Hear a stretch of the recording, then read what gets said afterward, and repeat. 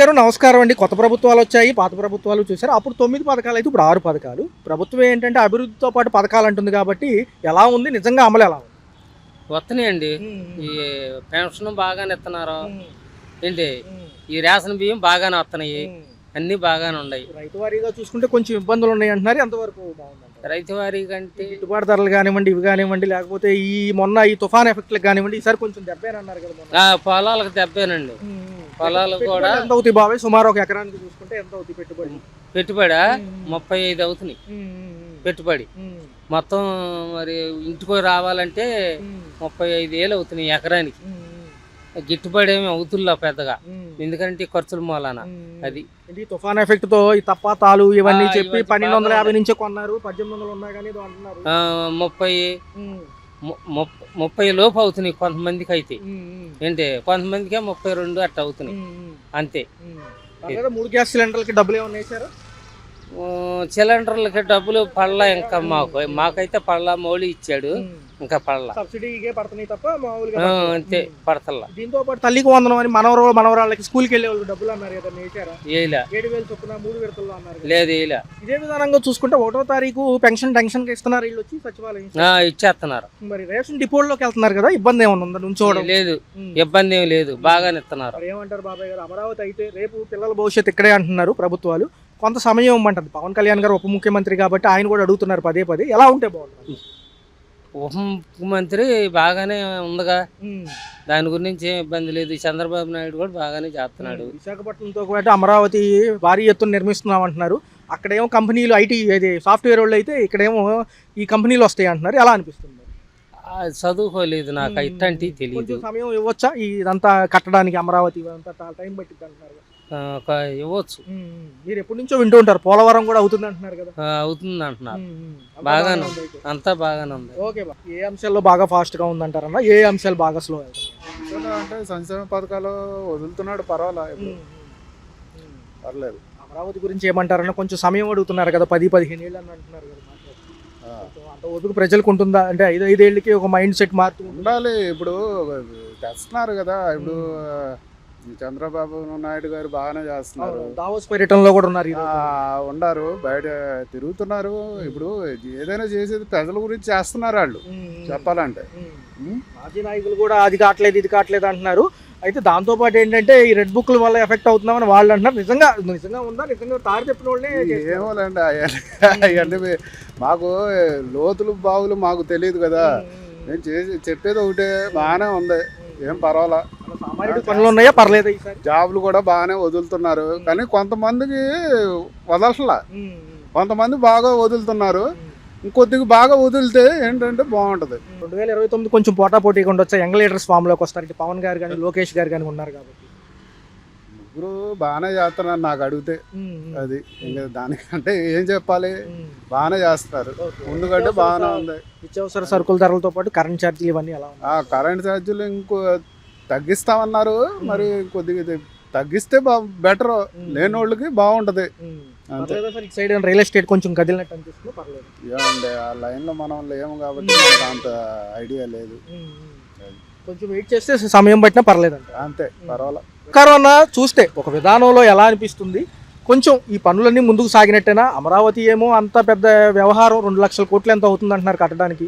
అంతెందుకు ఒక పరిపాలనా భవనాలకి ఎంత అవుతుంది? ఒక 20-30 ఎకరాల్లో కూడా కట్టొచ్చు అనేది పాత ప్రభుత్వం వాదన. ఎలా ఉంటే బాగుంటుంది? నిజంగా డబ్బులన్నీ వేస్ట్ అవుతాయి అంటారా? పర్లేదు అంటారు? ఓకే, నా ఉద్దేశం ప్రకారం వచ్చేసేపాటికి ఓకే, అమరావతిలో వచ్చేసేపాటికి ఇప్పుడు కట్టడాలు అయితే జరుగుతాయండి. ఎందుకనంటే ఆల్మోస్ట్ చాలా పరంగా ఏంటంటే పెట్టుబడులు కూడా వస్తున్నాయి రాష్ట్రానికి. వచ్చినప్పుడు ఏంటంటే 100% మన రాష్ట్రానికి వచ్చేసేపాటికి అమరావతి ఏంటంటే ఒక చిరకాల కోరిక కాబట్టి ఎట్టి పరిస్థితుల్లో కట్టడము, ఇండస్ట్రీలు రావడం జరగడం వల్ల మన రాష్ట్రం కూడా అభివృద్ధి పడుతుంది. నేను నా యొక్క వ్యక్తిగత నా ఒపీనియన్. ఓకే అండి, థ్యాంక్ యూ అండి. సమయం ఇవ్వచ్చు అంటారా? ఎందుకంటే కొంచెం 10 ఏళ్ళైనా సమయం పడుతుంది అంటున్నారు కాబట్టి అందరూ కూడా నిబద్ధతగా ఉన్నారు. అందులో కంపెనీల వేటలో ప్రభుత్వాలు ఉన్నాయి కాబట్టి విశాఖపట్నం ఐటీ అయితే కనుక మనకి ఇక్కడ ఇండస్ట్రీస్తో పాటు ఐటీ కూడా వస్తుంది అంటున్నారు.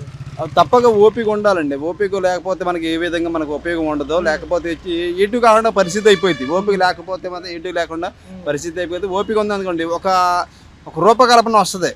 ఆ రూపకల్పన ఓపిక లేకపోయింది అనుకోండి, ఎటుగా ఉండి బేస్మెంట్ మీద మనం ఆగిపోయింది.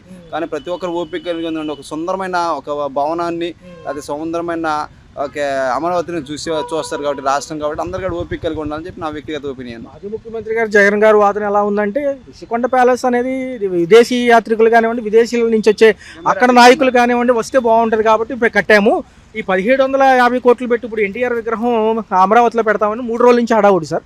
ప్రజాధనంతో కట్టొచ్చు అనేది వాళ్ళ వాదన. ఎలా ఉంటుంది? అది మెడికల్ కాలేజీకి ఉపయోగించుకోవచ్చు కదా అంటున్నారు. ఆ డబ్బులు 1750 కోట్లు. దాని పరంగా నాకు తెలియదు. దాని మిగతా అంశాలు ఎలా ఉన్నాయి అన్న? నిత్యావసర సరుకుల ధరలు, కరెంట్ ఛార్జీలు ఇవన్నీ ఓకే, పర్వాలేదండి, రీజనబుల్. ఇంటి దాకా వస్తున్నాయి అన్న ఈ పథకాలకు సంబంధించి అంశాలు. 1వ తారీఖు పెన్షన్, తర్వాత ఇచ్చే రేషన్ డిపోల్లో తీసుకోవడం. గతంలో డోర్ డెలివరీ ఉండేది రేషన్కి అయితే, అది మళ్ళీ ఇప్పుడు డిపోల్లో ఇస్తున్నారు. దాంతోపాటు సచివాలయం స్టాఫ్లో వీళ్ళు మినహాయించారు కాబట్టి వాలంటీర్లు వాళ్ళకి టెన్షన్గా వర్క్ చేస్తున్నారు. ఓకే, ఆ విధంగా అయితే వచ్చేసే పర్వాలేదండి. ప్రతి నెల 1వ తారీఖున వచ్చేపాటి సచివాలయ ఎంప్లాయీస్ వచ్చేసేపాటికి వాళ్ళు, అదేవిధంగా గ్రామస్తులు కూడా కొంత నాయకులు, మన పార్టీ నాయకులు కూడా వాళ్ళు కూడా వచ్చేసి ఇంటింటికి రావడం కూడా తెలుస్తుంది. అదేవిధంగా గ్రామంలో ఉన్న సమస్యలు కూడా వాళ్ళకి సచివాలయం ఎంప్లాయీస్ తెలుస్తుంది, అదేవిధంగా గ్రామస్తుల నాయకులు కూడా తెలుస్తుంది కాబట్టి అది చాలా ఉపయోగపడుతుందండి. ఫైనల్గా ఒక మాట 2029 పోటాపోటీకి ఉండొచ్చు అంటారా? ఇటు పక్క యంగ్ లీడర్స్ పవన్ కళ్యాణ్ గారు, ఇటు పక్క లోకేష్ గారితో పాటు ఎలాగో మాజీ ముఖ్యమంత్రి జగన్ గారు ఉన్నారు కాబట్టి ఎలా ఉంటుంది? ఎందుకంటే చంద్రబాబు నాయుడు గారికి ఏజ్ రీత్యా చూసుకున్నా సీనియర్ కాబట్టి వీళ్ళని ఏమైనా ఫామ్లో పెడతారా ముఖ్యమంత్రి బరిలో? ముఖ్యమంత్రి బరిలో వచ్చేపాటికి ఆయన ఉండటమే కరెక్ట్ అండి. వీళ్ళు వచ్చేసేపాటికి ఉడుకు రక్తం కాబట్టి వాళ్ళకి అంతగా ఫామ్ అప్ చేయలేరు నా వ్యక్తిగతం. ఆయనకు వచ్చేపాటి సీనియర్ మోస్ట్ అండి. ఆయన వచ్చేపాటి చాలా అనుభవాలు చూశారు కాబట్టి ఆయన అయితే పర్ఫెక్ట్గా సెట్ అవుతాడు. రాష్ట్ర భవిష్యత్ అంతా కూడా డెవలప్మెంట్ అంటుంది ప్రభుత్వాలు. ఒక పక్క ఇదే విధానంలో చూసుకుంటే కొంత సమయం పడుతుంది, 10-15 ఏళ్ళు అంటున్నారు. ఒక పక్క సంక్షేమాలతో పాటు అభివృద్ధి కాబట్టి ఖజానా ఖాళీ అవుతుంది అంటున్నారు. మరి ఇన్ని ఉచితాలు దేనికంటారు? ఈ ప్రభుత్వ పరిపాలన నిజంగా సామాన్యులకి ముందుకు వచ్చే వరకు ఎలా ఉంది? ఈ ఖజానా ఖాళీ అవుతుంది అన్నమాట వాస్తవమే, కానీ ప్రజలు కూడా ఖాళీ అయిపోతున్నారు. కానీ రాజకీయ వ్యవస్థల మట్టుకు అలాగే ఉంటున్నాయి. మరి ఏంటంటే సామాన్యుడికి అందుబాటులో రావట్లేనట్టుకి మరి ఇంతకుముందు మాట్లాడినట్టుగా పెన్షన్ పరంగా కొంతమంది జరుగుతున్నాయి, కానీ కొంతమందికి అవగాహన లేదు. ఇప్పుడు చదువుకున్న విద్యా వ్యవస్థ బట్టి, ఇప్పుడు కొంతమంది చదువుకున్న వాళ్ళు బట్టి వాళ్ళు అవగాహనకు వెళ్దామని ఆలోచిస్తూ ఉంటారు, కానీ వాళ్ళు కూడా ఎటువంటి నిరుద్యోగ సమస్య అలా ఉందనే చెప్పాలి. అది మనం చెప్పుకుంటున్నాం, మన మనస్సాక్షి తెలియాలి. కొంతమంది ప్రజలు కూడా తెలుసుకుంటున్నారు. ఇక మిగతా అంశాల్లోకి వెళ్తే ఎవరికైనా కానీ ప్రభుత్వాలు వచ్చేసా కొత్తగా విధానాలు ఏదో చెప్తూ ఉంటారు, కానీ ఎవరి సమస్యలు ఆలుకుంటాయి. ఈ సమస్య ఏమైనా ఉందా చెప్పండి. మా సమస్య ఏం లేదండి. గత 22 సంవత్సరాల నుంచి ఎన్ఎంఆర్గా 500 రూపాయల స్కూల్లో జీతం పనిచేస్తూ, మరి క్లీపర్గా పనిచేస్తూ ఆవిడకి ఇప్పుడు 3500 ఇస్తున్నారు. 22 సంవత్సరాలండి. మరి ఏ గవర్నమెంట్ పట్టించుకోలేదు. అప్పుడున్న కాంగ్రెస్ గవర్నమెంట్ పట్టించుకోలేదు, తర్వాత వచ్చిన వైఎస్ఆర్ గవర్నమెంట్ పట్టించుకోలేదు. మరి దీని మీద అనేక శాఖలు అంటున్నారు. మరి ఒక ఎంప్లాయీ ఇది ఇలా ఉంటున్నారంటే వాళ్ళకి ఏ శాఖ వరకు చెప్పుకుంటాకి ఏం చేయరు. మరి ఆవిడ వయసు ఇప్పుడు 46 సంవత్సరాలు. మరి 22 సంవత్సరాలు స్కూల్ చేసి సేవ చేసిన 3000 రూపాయలు ఏమాత్రం ఈ మధ్యతరగతి వాళ్ళు బతకడానికి ఎంత కష్టంగా ఉంది. వాళ్ళు ఉదయం పూట, మధ్యాహ్నం, సాయంకాలం 4 పూటలు. ఆ రోజు చంద్రబాబు నాయుడు గారు 2020 అని చెప్పని అప్పుడు విద్యుత్ చూపించారు. నేను విన్నాను చెప్తున్నాను అన్నారు. మరి జగన్ కూడా వారు కూడా మరి ప్రభుత్వాల్లో ఎవరు పట్టించుకోలేదు. మరి ఈ ప్రభుత్వాలు ఎప్పుడు కలుగు చేస్తాయి? ప్రభుత్వాల్లో మరి అన్నమ్మగా చేస్తున్న అనేక ఎలక్ట్రిక్ సిబ్బంది కానివ్వండి, మరి నగరపాలక సంబంధించిన కానీ, అర్బన్ సంబంధించిన వాళ్ళు కానివ్వండి, మున్సిపాలిటీ సంబంధించిన కానీ అనేక ఉద్యోగాలుగా మరి అనగారిని వాళ్ళకి 12 గంటలు, మరి 8 గంటలు పైన చేస్తున్నారు. ఈ యొక్క ఉద్యోగ వ్యవస్థ నుంచి కూడా కొంత వాళ్ళకి అవగాహన కల్పించాలని. మరి చంద్రబాబు నాయుడు గారికి, లోకేష్ బాబు గారికి జాబ్ వచ్చింది. మాకైతే కుటుంబం పరంగా ఏ జాబ్ కూడా రాలేదు. ఉన్న జాబ్ని అలా 500 నుంచి ఇవాళ 3500 వచ్చాము. కుటుంబాలు మధ్యతరగతి వాళ్ళు ఎక్కడి వరకు పొందుతాం అనేది ఆలోచించండి. దాన్ని బట్టి దయచేసి ప్రభుత్వాలని విమర్శిస్తున్నాను తప్ప ఎవరిని కాదు. కాకపోతే దయతో ఏ అధికారులు అయితే ఉన్నారో వాళ్ళ యంత్రాంగం. మరి నటుడిగా మరి పవన్ కళ్యాణ్ గారు మరి చేశారు, గిరిజన ప్రాంతం ఉన్నారు. మరి వాళ్ళు గ్రామీణ ప్రాంతాల్లో, మరి అనేక ప్రాంతాల్లో విద్యాశాఖలో మరి అనేక మంది నలిగిపోతున్నారు. ఇది వాలంటీర్లు అన్నారు, అదన్నారు, ఇదన్నారు, ఆశా వర్కర్లు అన్నారు, ఇదన్నారు. ఏ యొక్క అవస్థ కూడా ఎక్కడ బాగోదు. ఇటువరకు గవర్నమెంట్ హాస్పిటల్కి వెళ్తే ఆధార్ కార్డు తీసుకొని తగామని వైద్యం చేసేవాళ్ళు. ఇప్పుడు అలాంటిది కూడా లేదు. ఇప్పుడు అది ఓటీపీ అంటున్నారు, అవి అంటున్నారు, వైద్యం కూడా అందట్లేదు. దీనికి మరి ప్రభుత్వాలు కళ్ళు తెరవాలి. కాకపోతే రానున్న కాలంలో గట్టి పోటీ ఉంటుంది. అలా అని ఏ పార్టీని విమర్శించడం కాదు, ప్రజలు బాగుండాలని కోరుకునే నాయకత్వం రావాలని కోరుకుంటూ మనం